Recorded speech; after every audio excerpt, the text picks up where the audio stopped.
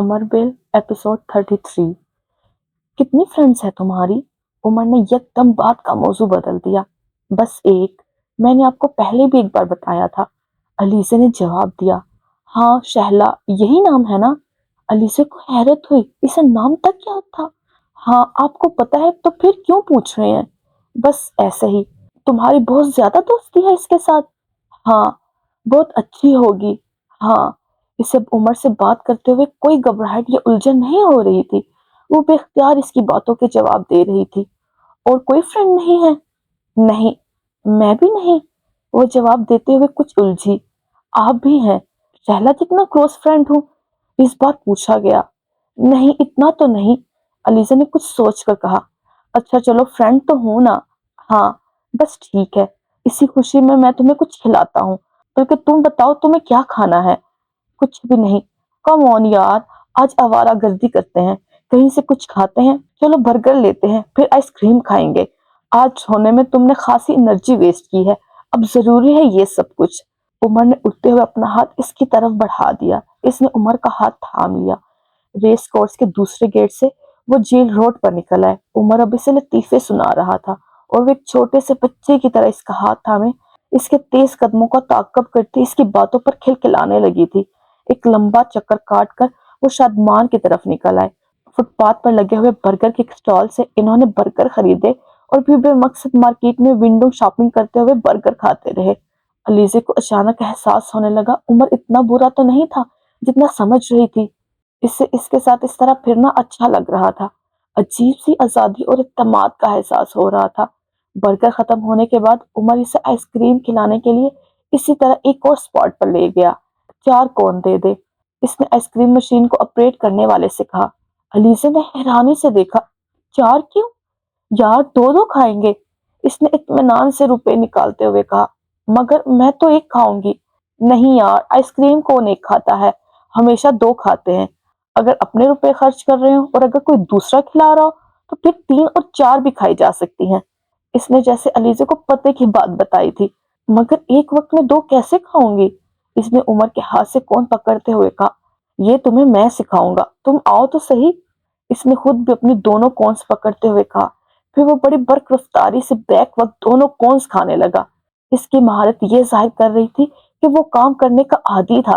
अलीजे इसके साथ चलते हुए खुद भी इसी की तरह आइसक्रीम खाने की कोशिश कर रही थी, मगर आइसक्रीम पिघलने लगी थी। मेन रोड पर आते आते आइसक्रीम इसके दोनों हाथों और कलाइयों पर पिघलकर बहने लगी थी। उमर इस वक्त तक दोनों कॉन्स तकरीबन खत्म कर चुका था। साथ चलते हुए इसने अलीजे को कुछ अफसोस भरे अंदाज में देखते हुए कहा। क्या करोगी यार तुम जिंदगी में? ये इस कदर जरूरी काम तुम्हें नहीं आता? मुझे कम से कम तुमसे ये तवक्को नहीं थी। वापस जेल रोड पर आते हुए इसकी आइसक्रीम खत्म हो चुकी थी, मगर दोनों हाथ पिघली हुई आइसक्रीम से लिथड़े हुए थे। अब ये देखें, मेरे हाथ गंदे हो गए हैं, इन्हें कैसे साफ करूं? अलीजा ने इसे हाथ दिखाते हुए कहा। अपनी शर्ट से साफ करो, जैसे तुम रोते हुए अपने आंसू साफ करती हो। उमर ने कुछ शरारती अंदाज में कहा। वो कुछ झिनक गई। ट्राउजर की पॉकेट में कोई टिश्यू नहीं है? उमर ने चलते हुए इससे कहा। नहीं है, पानी हो तो?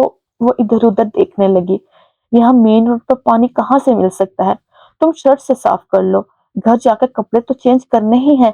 उमर ने इसकी बात काटते हुए कहा। नहीं, इतनी चिपचिपी है, मुझे घिन आ रही है। इसने मुट्ठियां खोलते और बंद करते हुए कहा।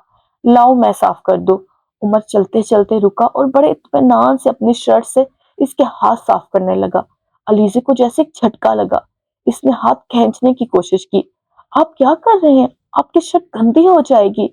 उमर ने कुछ कहने के बजाय अच्छी तरह इसके दोनों हाथ अपनी शर्ट से साफ कर दिए।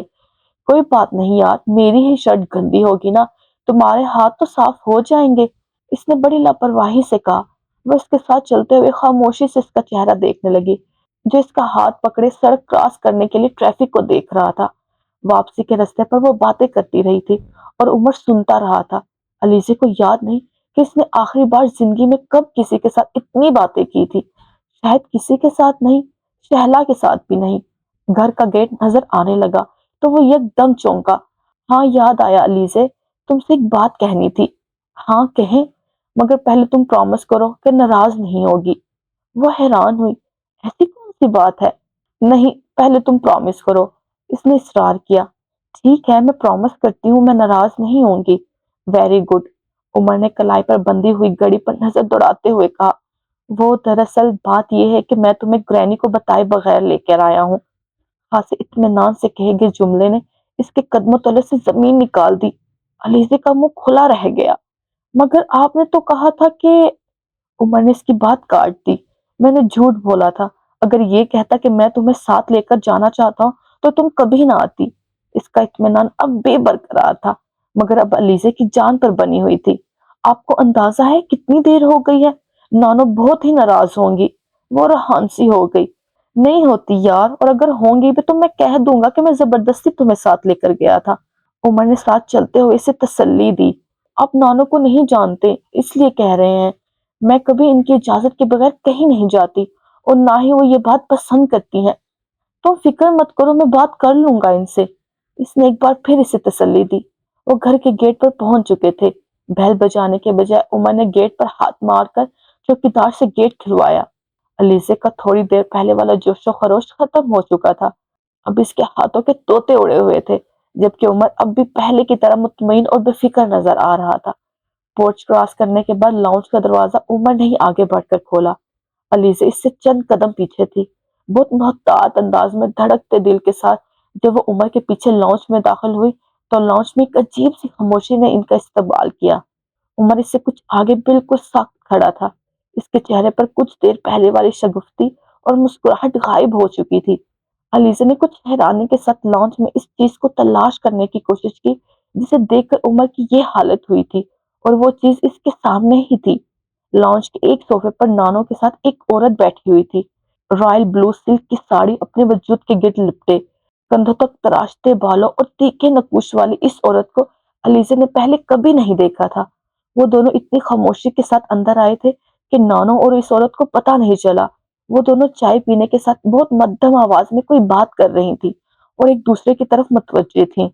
نانو بہت سوشل نہیں تھی، مگر پھر بھی ان کا ایک خاص ہلکا احباب تھا جن سے ان کا میل ملاپ تھا، اور وہ لوگ گھر آتے رہتے تھے۔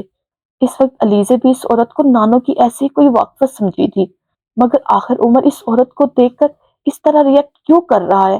کیا وہ اسے جانتا ہے؟ علیزہ نے کچھ حیران ہو کر سوچا تھا، مگر عمر کی واقفیت تو بہت محدود سی ہے، پھر یہ عورت؟ اس نے کچھ الجھتے ہوئے سوچا۔ تبھی عمر نے پلٹ کر اس کی طرف دیکھا۔ علیزہ چہرے پڑھنے میں ماہر نہیں تھی، نہ ہی وہ ٹیلی پیتھی جانتی تھی، پھر بھی اس وقت عمر کے چہرے کو دیکھ کر یوں لگا تھا جیسے وہ وہاں سے بھاگ جانا چاہتا تھا۔ وہ کچھ اور بھی الجھی تھی۔ عمر کی آنکھوں میں سے ایک عجیب سی وحشت نظر آئی تھی، اور اسی وقت علیزہ نے اس عورت کو عمر کی طرف متوجہ ہوتے ہوئے دیکھا۔ وہ ایک دم نانو سے باتیں کرتے کرتے رک گئی۔ پھر علیزہ نے اسے چائے کا کپ میز پر رکھتے ہوئے دیکھا۔ اس نے عمر کو دیکھا، وہ بھی اب اسی عورت کو دیکھ رہا تھا۔ پھر علیزہ نے اسے کہتے سنا، ہیلو، ہاؤ آر یو؟ جواب میں اس عورت نے جو حرکت کی، اس نے علیزہ کو ششدر کر دیا تھا۔ این جی اوز کے آفس کینٹ کے علاقے میں ہیں، اور ظاہر ہے یہ تو ناممکن ہے کہ آرمی کے علاقے میں ہونے والی ایسی سرگرمیاں آرمی کی ایجنسی سے خفیہ ہوں، مگر وہ بھی صرف رپورٹس دے دیتے ہیں، کچھ کر نہیں سکتے۔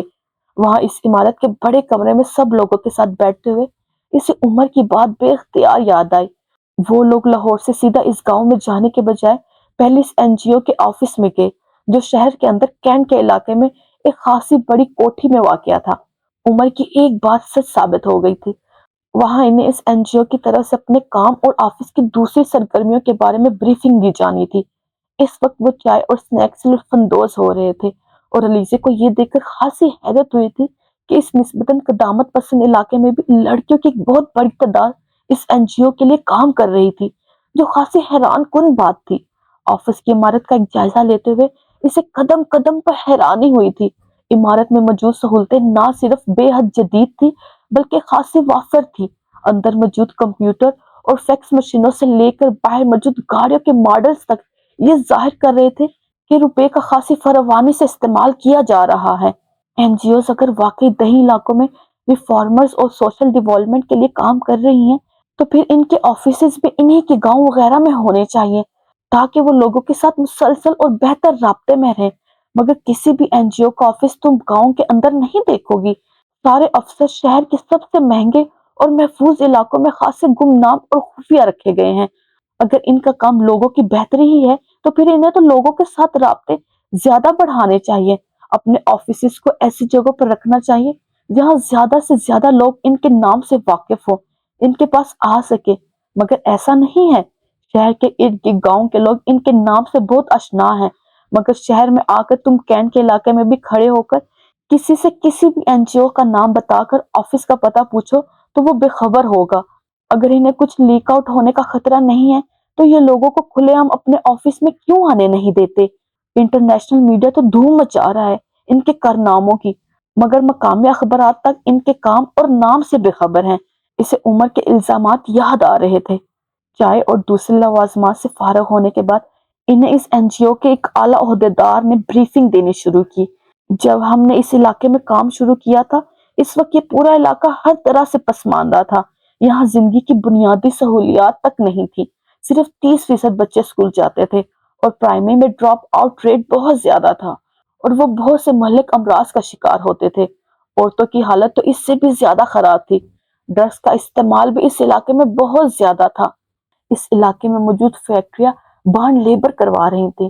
اب دوسرا ورژن، دیہاتی علاقوں میں زمیندار زبردستی فیکٹریز کے مالکان کے مطالبے پر کام کے لیے لوگوں کو بھجواتے تھے۔ جو اجرت ان لوگوں کو دی جاتی تھی، اسے سن کر آپ کو شوق لگے گا، مگر لوگ کام کرنے پر اس لیے مجبور تھے کہ خواندگی کی شرح بہت کم تھی اور بے روزگاری بہت زیادہ تھی۔ بنیادی طور پر یہ زرعی علاقہ تھا، مگر لوگوں نے اپنی ذخیر زمینیں فیکٹری کی تعمیر کے لیے بیچنا شروع کر دی۔ اس سے یہ ہوا کہ اس علاقے میں کاشتکاری بہت کم ہو گئی۔ ایک بڑے علاقے میں ٹریڈرز بن گئے، اور ٹریڈرز سے نکلنے والے آلودہ پانی نے اس علاقے کی ذخیرے پر منفی اثرات مرتب کیے۔ لوگوں کو نہ صرف مالی طور پر بہت سے نقصانات کا سامنا کرنا پڑا، بلکہ بہت سے جلدی امراض بھی ان علاقوں میں پھیل گئے۔ دوسرے لفظوں میں یا مختصر آپ یہ سمجھ لیں کہ اس علاقے میں زیادہ استحال ہو رہا تھا۔ وہ بہت غور سے اس شخص کی باتیں سن رہی تھی۔ پھر سب سے پہلے ہم نے اس علاقے میں کام شروع کیا۔ آپ اندازہ نہیں کر سکتی کہ کتنا مشکل کام تھا، بلکہ شاید یہ کہنا زیادہ مناسب ہوگا کہ یہ ہر ایک کو کولین ٹاسک تھا۔ شروع میں ہم جہاں جاتے تھے ہم سے تعاون نہیں کیا جاتا تھا۔ بعض جگہوں پر تو ہمارے ممبرز پر حملے بھی کیے گئے، ہم پر دباؤ ڈالا گیا مختلف فیکٹریز کی طرف سے کہ ہم یہ کام نہ کریں۔ انہیں خوف تھا کہ وہاں لوگوں میں شعور آئے گا تو ان کا بزنس ٹھپ ہو جائے گا، اور یہ خوف بالکل درست تھا۔ جن حالات اور شرائط پر وہ لوگ کام کر رہے تھے، شعور حاصل کرنے پر سب سے پہلے وہ ان فیکٹریز کے لیے کام کرنا ہی چھوڑتے۔ ہماری ثابت قدمی نے ایک طرف تو ان علاقوں کے لوگوں میں ہم پر اعتماد بڑھایا، بلکہ دوسری طرف ہمیں دیکھ کر بہت سی این جی اوز بھی میدان میں آ گئی۔ ایک پورا نیٹ ورک قائم ہو گیا۔ اگر اسے عمر کی باتوں میں سچائی نظر آئی تھی تو ایک شخص کے لہجے میں بھی وہ کوئی فریب ڈھونڈنے میں ناکام رہی۔ اس کی الجھن بڑھ گئی۔ اسے عمر کی بات یاد آئی، سینس آف ججمنٹ، مگر اسے استعمال کیسے کرتے ہیں؟ اس نے سوچا تھا۔ ہم لوگ گروپس بنا بنا کر سارا دن ایک گاؤں سے دوسرے گاؤں اور دوسرے سے تیسرے گاؤں پھرتے رہے۔ ہمیں ایک ایک کر جانا پڑا، وہاں سارے کوائف اکٹھے کرنے پڑے۔